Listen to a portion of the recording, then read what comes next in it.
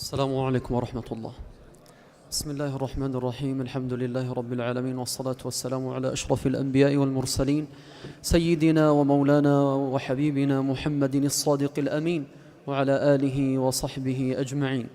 أما بعد، أيها الأحباب الكرام، سبق لنا أن تحدثنا وقلنا وذكرنا قوله تعالى: ولا تكونوا كالتي نقضت غزلها من بعد قوة أنكاثا تتخذون أيمانكم دخلا بينكم أن تكون أمة هي أربى من أمة. وهذا رمضان قد أغلق أبوابه، وما بقي إلا يوما واحدا من هذا الشهر المبارك. فهذه الأعمال التي قمنا بها في شهر رمضان من صلاة وقيام وقراءة للقرآن وصلة للأرحام وهلم جر من هذه الأعمال كلها، لابد على المرء منا أن يداوم عليها بعد رمضان. فكما قلنا، نحن عباد لرب رمضان ولسنا عبادا لرمضان، إنما رمضان هذا جاء مهذبا لأنفسنا، مربيا لها، معلما لها، مقيدا لأعمالها، حتى إذا ما ولى عنها داومت على هذه الأعمال التي قامت بها في هذا الشهر المبارك وفي هذا الشهر الكريم. فنفحات رمضان أيها الأحباب تمتد إلى ما بعد رمضان.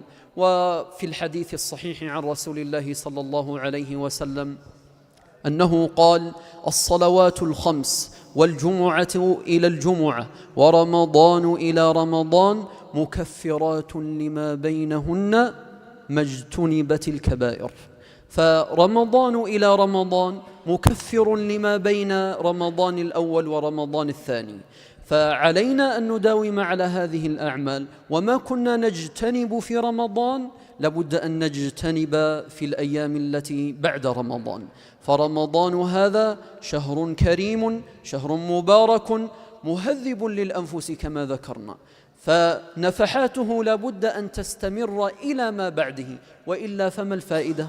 ما فائدة أن يعني نضرب مثالا بسيطا كالطالب الذي لا يحضر المدرسة ولا يذاكر المواد التي عليه، ولكن قبيل الامتحان بأيام يأخذ الكتاب فيمر عليها مرور الكرام هذه الدروس كلها.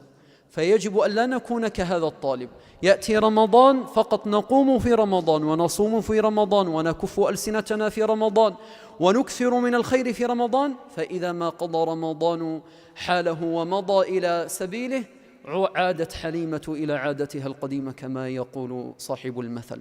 فأيها الأحباب، أذكر نفسي أولا وإياكم أن نداوم على الأعمال التي كنا نعمل بها في رمضان، ونذكر أنفسنا دائما بخشية الله جل وعلا وبمراقبة الله لنا وإلى أعمالنا كلها التي نعمل بها. فنسأل الله جل وعلا أن يجعلنا ممن قام رمضان إيمانا واحتسابا، ونسأله جل وعلا أن نكون ممن قام ليلة القدر إيمانا واحتسابا، ونسأله أن يتقبل منا الصيام والقيام وسائر الأعمال، إنه ولي ذلك والقادر عليه. وجزاكم الله خيرا.